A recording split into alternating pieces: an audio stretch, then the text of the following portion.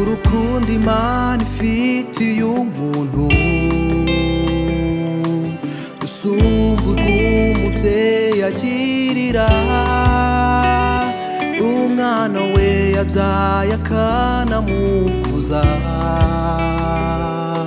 akamwitaho ngo azaba umugabo.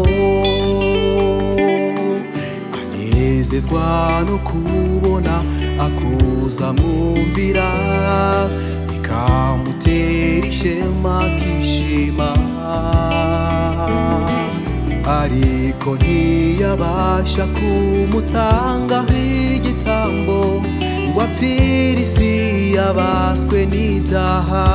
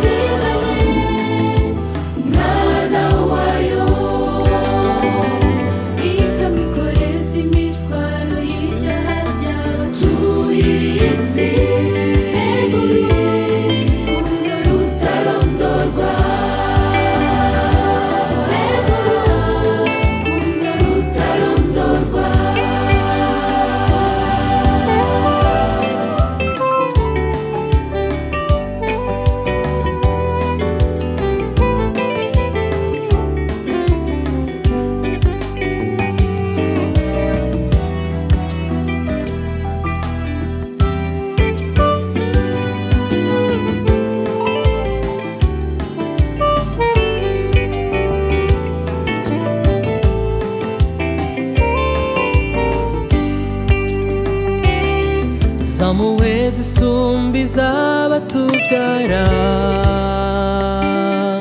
zatumye Yesu yigira umuntu asiga ubwiza n'ibyiza byo mu ijuru, aza mu isi itagira icyo yitaho, imibabaro yose yo muri ubu buzima yayinyuzemo atanduranije. Yagaragaje imico mbonera y'uwamutumye ko akunda umunyabyaha wihana. Nukuri dushima Imana.